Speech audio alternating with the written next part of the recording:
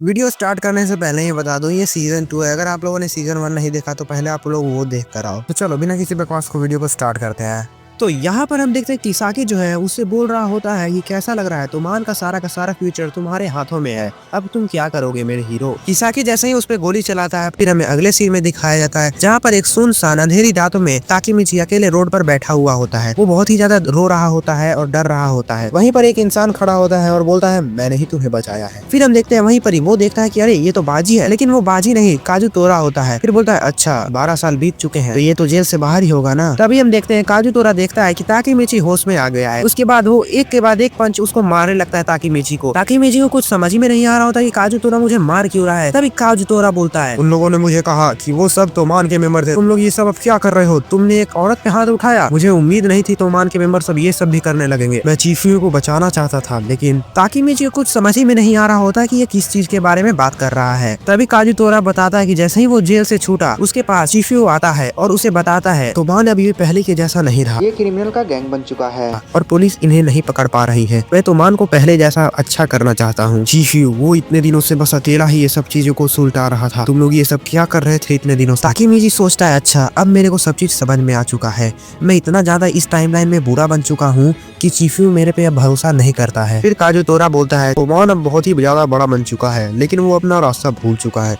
तुम लोग अभी भी किसाकी को एक नौकर की तरह उसका सब काम कर रहे हो, लेकिन हमारा आखिरी उम्मीद ड्रेकन था लेकिन वो भी मारा जा चुका है और किसी को पता नहीं माइकी कहाँ है। तोमान अब पता नहीं किस राह पे आ चुका है। तोमान अभी के समय में सब के सब क्राइम में जुटा हुआ है, मर्डर हो गया, ड्रग्स हो गया, हर चीज के क्राइम में तोमान है। ताकीमिची अब बताओ तोमान ये किस राह पे आ चुका है, क्या माइकी यही सब चाहता था? माइकी ने कहा था कि हम एक गुंडों का अलग ही दौर लेकर आएंगे, तुम्हें याद है? क्या माइकी यही सब चाहता था? क्या बारी ने अपनी कुर्बानी इसीलिए दी थी? नहीं, हम नहीं चाहते थे कि ये तोमान कभी जाकर ऐसा बने।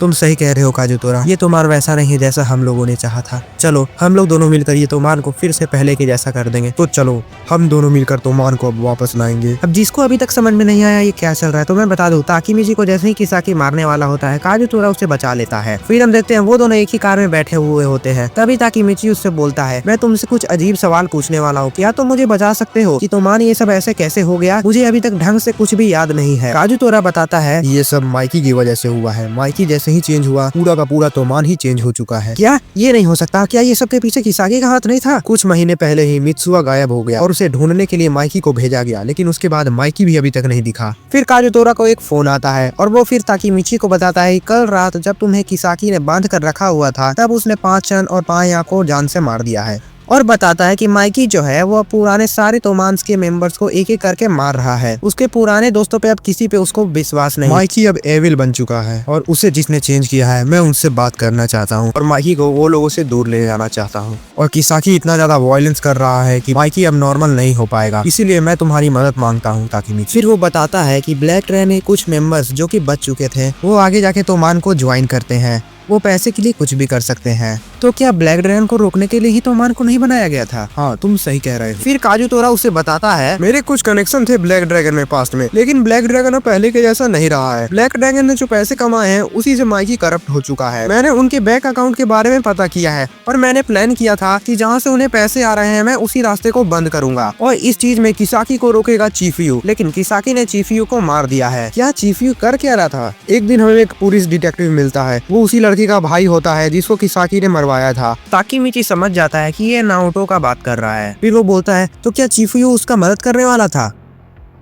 हाँ, और जब हमने पता करने की कोशिश की हिनाटा का मर्डर का ऑर्डर किसने दिया तब हमें पता चलता है कि वो और कोई नहीं किसाकी ने ही दिया था, पर उसके पास एक प्रूफ था कि वो उस दिन तुम लोगों के साथ था, इसीलिए वो बच जाता है। लेकिन चीफुयो के पास भी एक प्रूफ था जिससे ये प्रूफ हो जाता कि किसाकी ने ही मर्डर करवाया है, लेकिन उसे बताने से पहले ही उसका मर्डर हो जाता है। फिर हम देखते हैं काजू तोरा उसे एक जगह पर लेकर आता है जहाँ पर ताकीमिची को वो बोलता है कि तुमसे आज कोई मिलने वाला है, तुम जाओ अंदर। वो जैसे ही वहाँ पर जाता है तभी वो देखता है कि वहाँ पर नारुतो खड़ा हुआ है। वो बहुत ही ज्यादा खुश हो जाता है कि फाइनली मैं तुमसे मिल ही गया। लेकिन हम वहाँ पर देखते कि नारुतो जो है उसको एक मर्डर के केस में अरेस्ट कर लेता है। ताकीमिची को कुछ समझ ही में नहीं आता है, तभी नारुतो उसको एक जगह पर लेकर जाता है। तभी वो ताकीमिची को एक वीडियो दिखाता है जिसमें ताकीमिची किसी को एक ऑर्डर दे रहा होता है। ताकीमिची को ये विश्वास ही नहीं हो रहा था कि ये मैं हूँ। फिर वो बताता है कि ये सब चीजें चीफुयो ने रिकॉर्ड किया है और वो बताता है कि तुम जैसे ही कुछ भी चीज पास्ट में चेंज कर प्रेजेंट में आते हो मेरा टाइमलाइन एकदम से चेंज हो जाता है, लेकिन मैं अभी भी पुलिस ही हूँ पहले की तरह, और अब तुम पहले के जैसे कोई रेंटल शॉप में काम नहीं करते होते हो, तुम बहुत बड़ा नाम बन चुके हो तोमान का। इसी दिन 10 अगस्त को मेरी बहन का मौत हो जाता है और इसीलिए मैंने काजुतोरा और चिफुयू से मदद मांगी। मुझे माफ करना ताकेमिची। तुम्हें कुछ भी समझ में नहीं आ रहा होगा, लेकिन तुम ये वीडियो देख लोगे तब तुम्हें सब चीज समझ में आ जाएगा। हम उस वीडियो में देखते हैं कि ताकेमिची किसी को ऑर्डर दे रहा होता है मारने के लिए, और वो और कोई नहीं अकुन ही होता है। फिर अकुन पूछता है किसे मारना है, तब वो बोलता है तुम्हें इसकी इन्फॉर्मेशन जल्द ही मिल जाएगी। फिर उसे एक और वीडियो दिखाता है। किसाकी एक बहुत ही ज्यादा खराब आदमी है, मुझे पता नहीं था कि वो मेरे से ही हिना का मर्डर करवाने के लिए ऑर्डर दिलवाएगा। फिर नाओटो बताता है कि इसी सब से हमें पता चलता है कि किसाकी ये मर्डर में इन्वॉल्व है, लेकिन वो बताता है कि चिफुयू ये सब मेरे से वीडियो को छिपा रहा होता है, ये सब बस तुम्हें बचाने के लिए वो कर रहा होता है। यही सब बातें याद कर ताकेमिची फूट फूट कर रोने लगता है। वो बहुत ही ज्यादा निराश हो जाता है अपने आप से और वो बोलता है इस बार तो मैंने ही हिनाटा को मरवा दिया। और वो और भी ज्यादा रोने लगता है। वो बोलता है कि मैं कुछ नहीं कर सकता,